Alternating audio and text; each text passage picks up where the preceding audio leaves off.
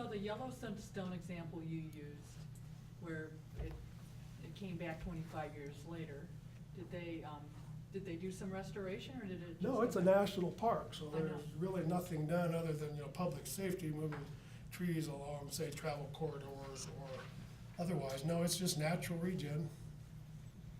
Mostly a serotinous, meaning seeds stay in cones until they burn. Mhm. Population of pines, fire opens them up, boom, wall to wall. That's pretty much the way lodgepole pine operates. Okay, thank you.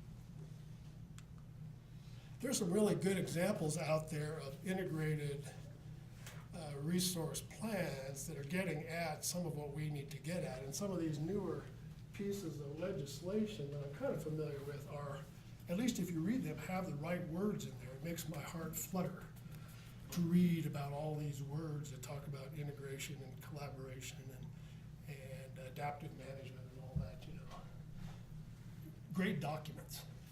And I think one of the best examples of a plan, and this will elicit various responses from people, this particular animal, for some it's, where's my assault rifle, kind of a response. If you're a logger in the Northwest, from others, it's, spotted owl.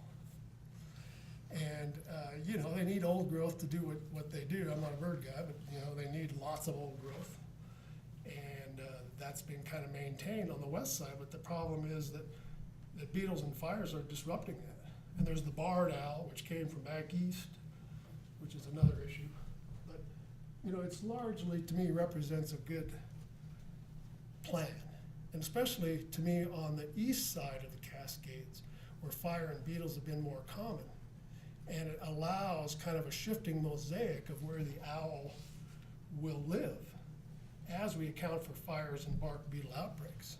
So it's not like this old growth has to stay here in this many hectares forever, because that's clearly not going to happen. Old growth is a temporary thing. But rather it's the shifting mosaic of patches that allow this animal to have the habitat it needs to survive. I think the Healthy Forest Restoration Act came out of the second George Bush administration after a big fire year in 2002. And it's getting at healthy forest and largely, managing fuels and hazardous fuels reductions. Now, there are pros and cons to this, but it's allowed us to at least get into some places and manage systems without having to have a deficit timber sale. It allows management of resources through logging and through management of forest biomass and the creation of biofuels in a way that wasn't available to us previously. So this is probably a good thing as well. The Flame Act was, it stands for something I'm sure, but it was a piece of legislation that is requiring the firefighters to pay for the fires without borrowing. It was called fire borrowing, but if you borrow money from like another resource, then the idea is you pay it back. Where's your thesaurus, borrow, pay back. And it was more like fire stealing. We have this big fire year, we can't afford it, so we're taking all the money from recreation. So this Flame Act did away with that, but it required the Secretaries of Ag and Interior to come up with this cohesive wildland fire management strategy, which is going through phases, and I think it's in phase 3, and it's moving right along. But you should read it if you haven't. You probably all have, I guess. But it really mentions a lot about the interrelationship between forest health and insects and diseases and fires, and recognizes that big fire years are not only a result of drought and a change in climate, but from forest health issues, from forests that have not been sufficiently managed over the course of the last 100 years. This is a piece of legislation that was just introduced last month by senators from Colorado, Wyoming, and elsewhere to salvage mortality from these bark beetle outbreaks. And again, it's a way to get, hundreds of millions of dollars to be set aside for this, a way to get into these systems to manage that without having to do timber sales, to maybe re-energize the logging industry, to get the mills back in, to get the skilled loggers back in, to get the road network and all that stuff that's disappeared in the last century is needed in order to do this. And I think we need a way to get in to log some of these stands. We need to get rid of these 1,000-hour fuels. They're standing up now. 50 years from now, they're tipped over. The next drought is happening, or the ongoing drought, and we have the same fire issue again. So here's the proposed planning document. I'm not sure where this is today, but you notice the nice words: challenges of climate change, complementary ecosystem diversity, species conservation approach, collaborative, science-based, integrated, holistic. Excellent ideas. I saw you going back there to give me the signal.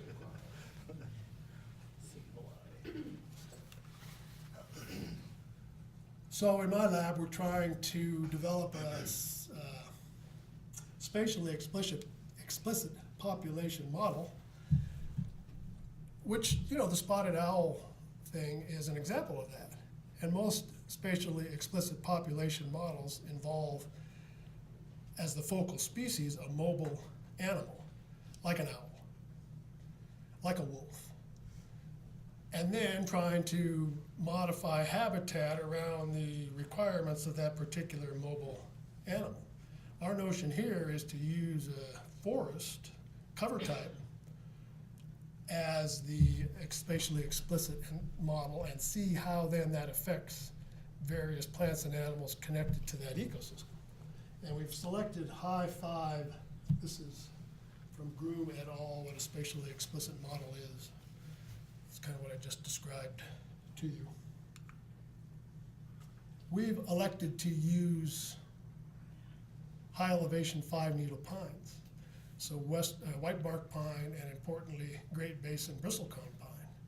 And it's surprising how little is actually known about these species, including even the distribution of the populations. If you go in, like, look up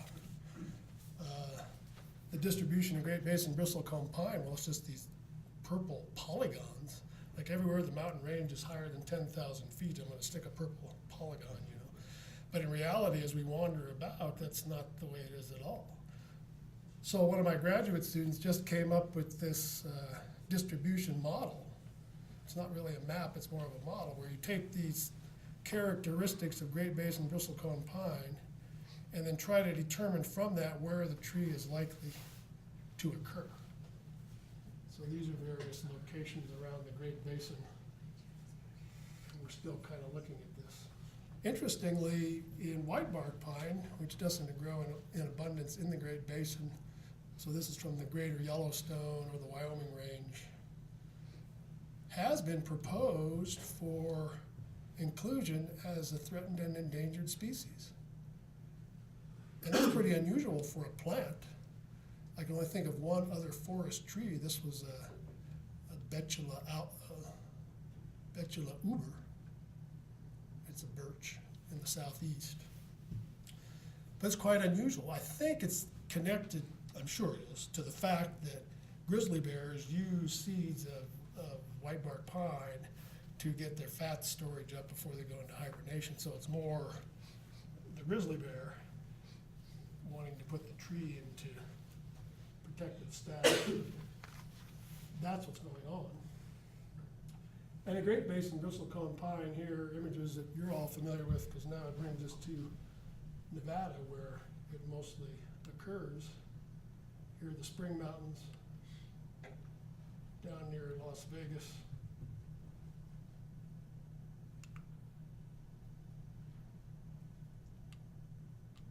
The Las Vegas Ski and Snowboard Resort, where the general manager tells me it's the most popular resort in all of southern Nevada. It's the only ski resort in all of southern Nevada, but that shouldn't matter. And we're really interested in how drought is going to affect the fire. Very little is known about the fire regime for high elevation 5-needle pines. We suspect it's a low intensity surface fire because of the scarcity of fuels and the rocks and so on. But big fires do happen. And is climate going to affect Great Basin bristlecone pine, Pinus longiva, long-lived, thousands of years old? They've probably seen some other climatic fluctuations over the last few millennia. But really what's going to happen to regen is a bigger question. Are the conditions of changing snowfall, precipitation patterns going to allow regen at an appropriate scale if and as these trees die going forward?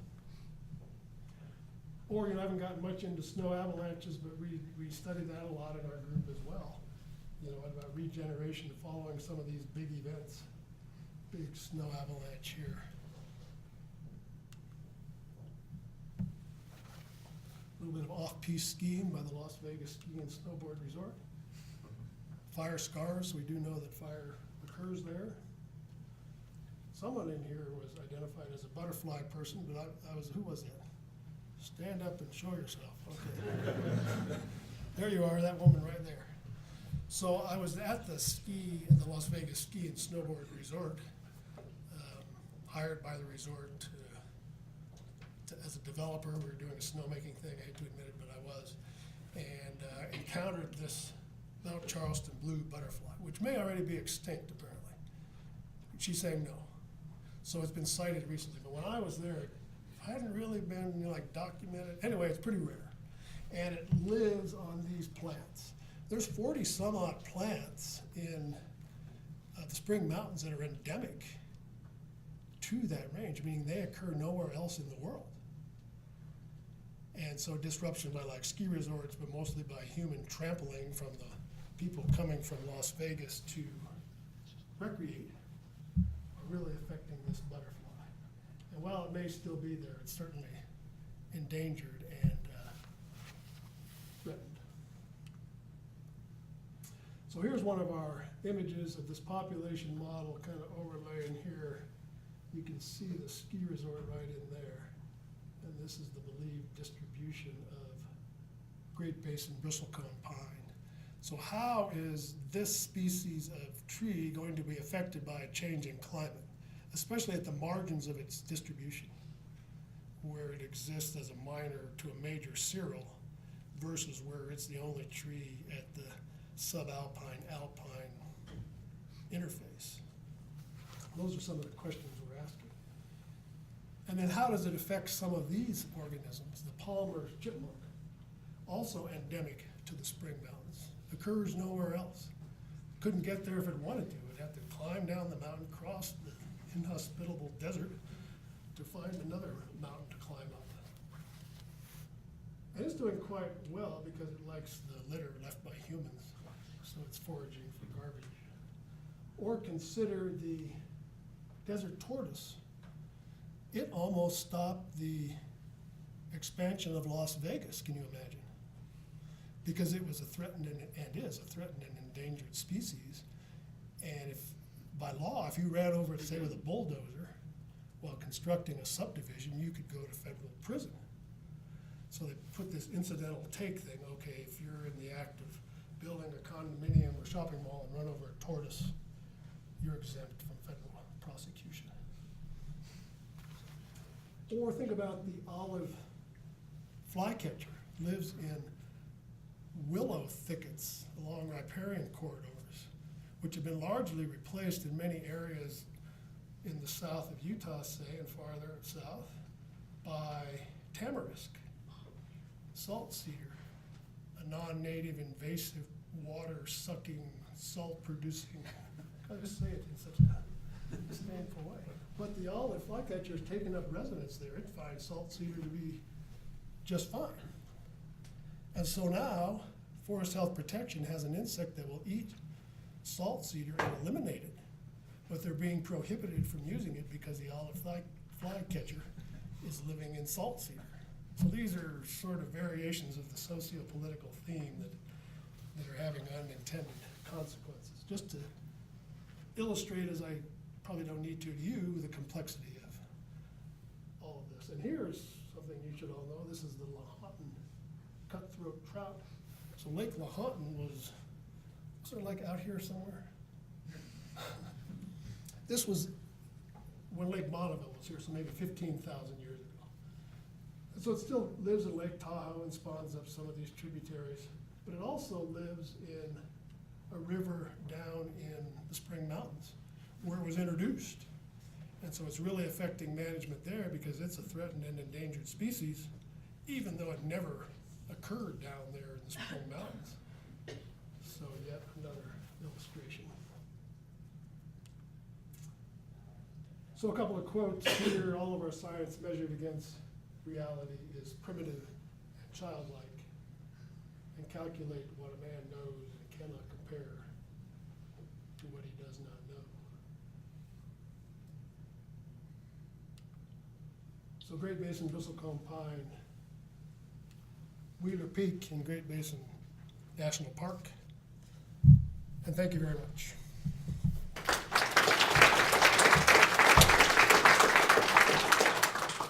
5 minutes perhaps for questions there. Todd? Questions? Just remember to repeat, and I might have to keep you on the microphone if you do that. As soon as I begin talking, I'll migrate to the microphone. No questions. No questions. I guess it's. Are there any follow-up questions for Kelly that we didn't have a chance to answer? I got a question. We got one here. Not so fast. In the introduction, you were mentioning about problems, and you did mention blister rust, but I saw it on your slide. That's true. So the question is about white pine blister rust. This is a fungus introduced to North America probably late 1800s, largely wiped out western white pine in Idaho from what was probably the most valuable timber tree, the state tree of Idaho, in fact, was largely eliminated by rust. So it's a host-specific obligate parasite that has an alternate host. And it's been moving south, and it's been found in white bark pine in the greater Yellowstone. It's been found in limber pine in the Great Basin. And the idea is that it's moving this way. But it's very much a moisture-requiring fungus, as most fungi are. That's why you get them like between your toes and stuff. Not you, but I had a, anyway. So, you know, whether it's gonna come down here is unknown. It might be too dry for it, but it certainly is affecting white bark pine in the greater Yellowstone, and it tends to attack the younger trees, like seedlings and saplings. And so we have the beetles wiping out the big old trees, and then the fungus getting into the saplings and seedlings, affecting the regen. So it's a double whammy that is really, I think, marks doom for white bark pine, at least in the greater Yellowstone. This is affecting Lake Tahoe and California. In what species? White, In sugar pine or in limber pine? white bark pine.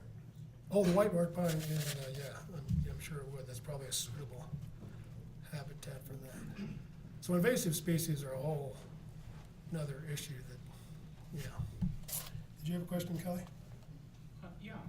One of the things you were emphasizing in a lot of what you're talking about is processes that occur over the scale of a decade or on to a century, and yet the management process has to go year by year and day by day almost, you know, and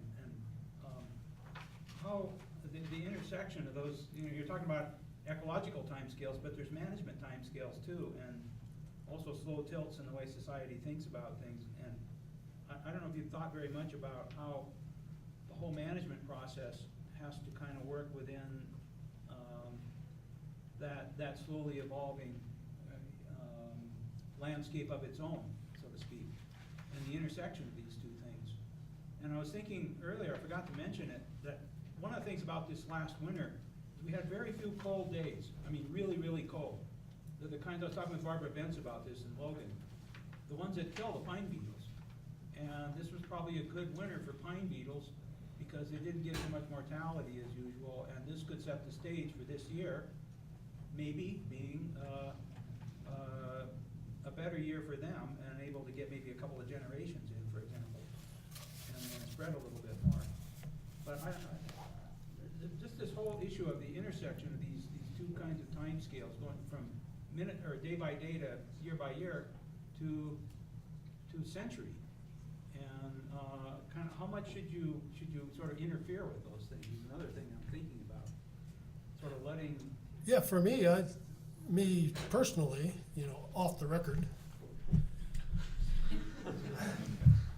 you know, I kind of like to leave things alone as well. I believe, you know, big fires are part of the fabric of the landscape, as are bark beetle outbreaks. And I would very much like to see these things be allowed to progress as they do, whether or not that's, you know, that doesn't really deal with invasive species, which are another issue, but, you know, whether that's socially acceptable to have big fires burning on the landscape all summer long is another question. But I think that is, we don't have a bark beetle epidemic, we have an epidemic of old pine trees. And we know how to short circuit the next outbreak, but it's going to involve manipulating age classes across large swaths. And that's, I guess there's no one, maybe, I don't know, maybe the president could decree, we're going to do this, but probably not. Certainly the Congress could decree anything. But if we were going to, I mean, we have the knowledge and we have the ability to do something today that would affect this outbreak 100 years from now, would short circuit the outbreak 100 years from now. So, but it's a socio-political question, as you point out. You know, and I'm a biologist. You know, maybe others in here, the managers, can set me straight. Is that it? Yes, sir. What is the size of the forest coverage or acreage in the country today as opposed to maybe 100 years ago? More acres, I'm speaking off my cuff here without any reference, but I would say that more acres today are covered with trees than were when, let's say, Christopher Columbus arrived, or the Pilgrims, or who else? The Mormon pioneers, let's say, when they were wandering about. And largely that's because of the reforestation of areas that had been harvested for crops back in the Northeast especially. So like in the last 100 years that you refer, a lot of those old farms have converted back to forest. So there's probably more forest today than there was 100 years ago, and probably more older forest today than there would have been at European settlement, because the anthropologists tell us, and we know it's true, that there were huge fires burning. Native Americans were quite prolific burners of the landscape prior to European invasion, and there was a lot more fire on the landscape, a lot more diversity in age and species, and I would say fewer forested acres then than now.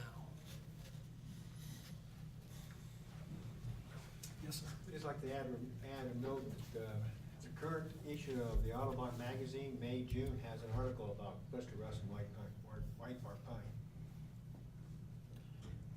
What? Audubon magazine. Audubon magazine. Thanks.